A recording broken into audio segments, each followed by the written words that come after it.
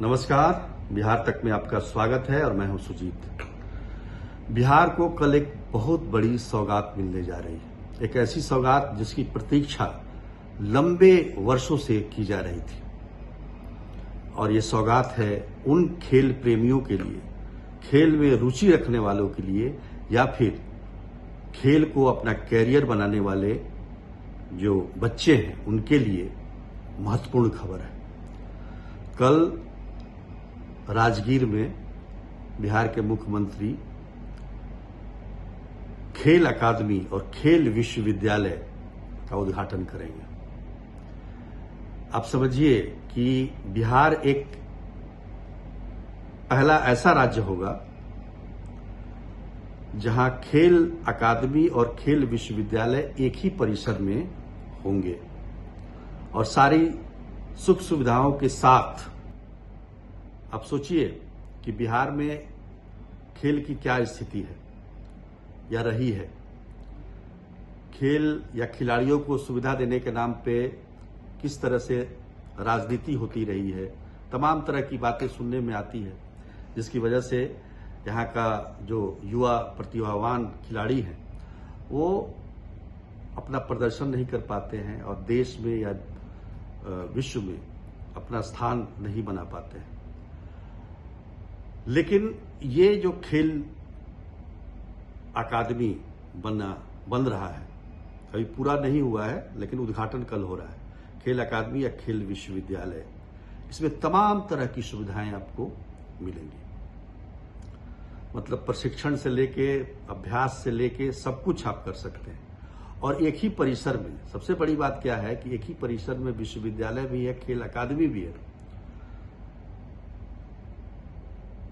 Cricket का stadium भी है, फुटबॉल का स्टेडियम भी है, हॉकी का स्टेडियम भी है, इंडोर स्टेडियम है, आउटडोर स्टेडियम है, कुश्ती के लिए व्यवस्था है, वेट लिफ्टिंग की व्यवस्था है। तो जितने भी खेल होते हैं उन सब के अभ्यास के लिए आपको वहां पर एक ही जगह सुविधाएं मिलेंगी। यानी कि खिलाड़ियों के प्रतिभा को निखारने का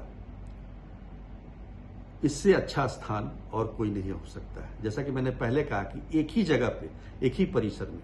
अब समझिए परिसर कितना बड़ा है, 90 एकड़ में ये परिसर फैला हुआ है और इसकी 750 करोड़ की लागत है। इतने पैसे इस पर खर्च किए जा रहे हैं। किस लिए खर्च किए जा रहे हैं? ताकि खिलाड़ी अपना उच्चतम प्रदर्शन करके बिहार का नाम देश में और दुनिया में रोशन करें। अब कल उसका उद्घाटन होना है। हालांकि परिसर पूरी तरह से तैयार नहीं है और बताया जा रहा है कि क्रिकेट स्टेडियम जो है, जिसकी प्रतीक्षा बिहार वासी काफी लंबे समय से कर रहे थे। आप देखिए पटना में मोइनुल हक स्टेडियम किन हालात में है। हालांकि उसका भी पुनरुद्धार होने की बात हुई है, लेकिन अंतर्राष्ट्रीय स्तर का एक भी स्टेडियम, क्रिकेट स्टेडियम नहीं था। यहां तक कि मतलब समझिए कि आईपीएल का मैच भी यहां नहीं होता था। तो अब क्रिकेट स्टेडियम बनकर तैयार हो जाएगा। हालांकि कहा जा रहा है कि वो मार्च 2025 तक बनकर तैयार होगा। ठीक है, कोई नहीं, लेकिन एक स्टेडियम तो बन जाएगा। तो वही मैं कह रहा था कि मार्च में जब स्टेडियम बनेगा तो उद्घाटन पहले करने का क्या मतलब है, इतनी जल्दीबाजी क्यों? ये भी एक सवाल पैदा होता है, वो भी भादों के महीने में। खैर, ये तो हमारी और आपकी सोच है, सरकार अपने तरीके से सोचती है। तो ये जो परिसर है, जो खेल अकादमी है, जिसमें आप समझिए कि 150 लड़कों के 150 लड़के, माफ कीजिएगा, 300 लड़के, 150 लड़कियों के लिए छात्रावास की व्यवस्था है। 45 प्रशिक्षक रहेंगे, उनके लिए भी छात्रावास की व्यवस्था है। बहुत बड़ा भोजनालय बनाया गया है जिसमें 300 खिलाड़ी एक साथ बैठकर भोजन कर सकते हैं। तो तमाम तरह की सुविधाएं सरकार की तरफ से दी जा रही हैं ताकि जो युवा हैं, जो खिलाड़ी हैं, अपने प्रतिभा को निखार सकें और अपने को अव्वल बना सकें। ये सारी व्यवस्था सरकार कर रही है। लेकिन कल इसका उद्घाटन है, और कल उद्घाटन है, समझिए कि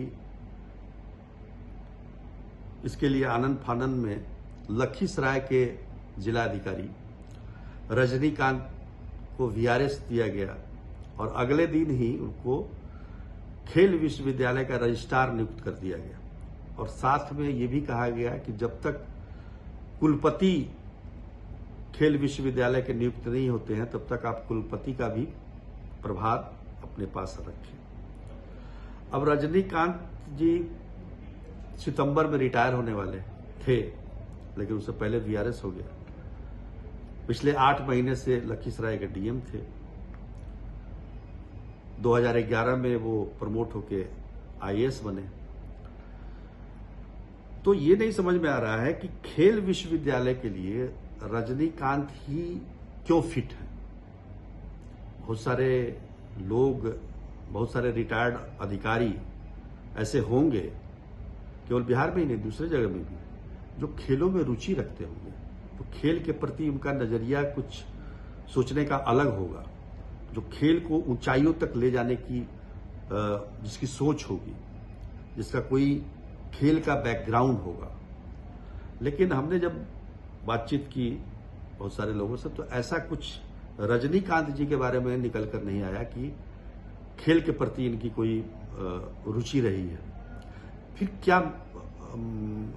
क्या कारण है इनको वीआरएस दिला के। हालांकि बहुत सारे ऐसे अधिकारी होंगे जो रिटायर्ड कर गए होंगे, उनको भी रखा जा सकता था, इन्हीं को क्यों चुना गया, ये एक बड़ा सवाल मन में आ रहा है कि भाई क्या कारण है, इनमें क्या ऐसी खूबी है खेल के लिए खासतौर पर। देखिए, प्रशासनिक तौर पर तो अच्छे होंगे, पिछले 8 महीने से लखीसराय में थे, उन्होंने चुनाव भी कराया उन्होंने लोकसभा का, तो इस पर हमारी कोई टिप्पणी नहीं है। लेकिन खेल विश्वविद्यालय के रजिस्ट्रार नियुक्त किए गए। मुझे तो लगता है कि भाई सबको ही तो वहां पर खेल से ही, खेल मानसिकता वाले लोग होने चाहिए, खेल को बढ़ावा, जो खेल की रुचि रखने वाले जो मानसिकता होती है, वैसे लोगों को वहां पर रखना चाहिए। तो इनकी कितनी रुचि है ये समझ नहीं पा रहे हैं कि आखिर वीआरएस दिला के फिर अगले दिन इनको, अगर मान लीजिए इन्हीं को रखना था, 1 महीना बाद रिटायर कर जाते हैं, क्योंकि 1 महीना बाद भी उद्घाटन हो सकता था। ऐसी कोई जल्दीबाजी तो थी नहीं। लेकिन ये जल्दीबाजी करने का मतलब क्या है, ये इन चीजों को समझने की जरूरत है। अब क्या है कि आप देखिए कि नालंदा में ही नालंदा विश्वविद्यालय, जिसका प्राचीन इतिहास रहा है, और नीतीश कुमार ने ही इसकी शुरुआत की, लेकिन पहले कुलपति के तौर पर किसका नाम आया, अमर्त्य सेन का। तो सबने कहा कि हाँ, ये नाम जो है इस विश्वविद्यालय के लिए परफेक्ट। तो एक तरीके से उसी समय उसके प्रति लोगों का नजरिया, नालंदा विश्वविद्यालय के प्रति लोगों का नजरिया बदला कि ये सेंटर ऑफ एक्सीलेंस हो सकता है। अब तो बहुत सारे कुलपति आए उसमें, उन्होंने अमर्त्य सेन ने छोड़ भी दिया था उस समय, लेकिन बहुत सारे लोग आए, ठीक है। नियुक्ति पहले कैसे होती है, पहले देखिए किसी भी संस्थान की नियुक्ति, अगर संस्थान में अगर पहली ही नियुक्ति पर सवाल खड़े होने लगे कि भाई आखिर क्या है इनमें, तो फिर सोचने पर मजबूर होना पड़ता है कि कहीं ये राजनीतिक नियुक्ति तो नहीं है। क्योंकि अगर अगर नियुक्ति पर उंगली उठती है तो केवल नियुक्ति पर नहीं, उस पूरे संस्थान पर उंगली उठ जाती है कि आखिर क्या वजह है कि इतना 750 करोड़ रुपए खर्च करने के बाद आपको एक ऐसा व्यक्ति नहीं मिला। आप कोई अंतर्राष्ट्रीय स्तर के, ठीक है इसमें रजिस्ट्रार का काम लिखा पढ़ी का ज्यादा होगा, लेकिन पहली नियुक्ति कम से कम खेल से जुड़ा होना चाहिए था। जो व्यक्ति खेल में कुछ रहा हो, कुछ काम किया हो, खेला हो, राज्य स्तर पर खेला हो, देश स्तर पर खेला हो, अंतर्राष्ट्रीय स्तर पर खेला हो, तो लगेगा कि हाँ, ऐसे व्यक्ति को लाया गया जो खेल के प्रति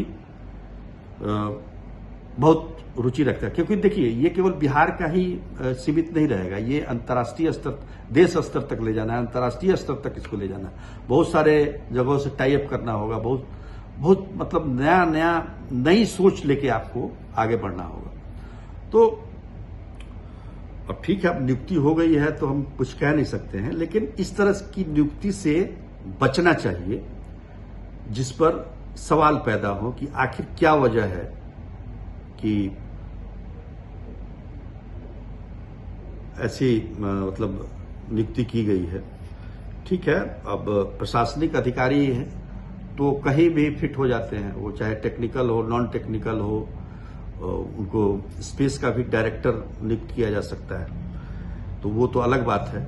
लेकिन खेल, चूंकि खेल भावना की बात है, इसलिए मैंने इस बात को उठाया कि आगे से इन सब चीजों पर ध्यान देने की जरूरत है।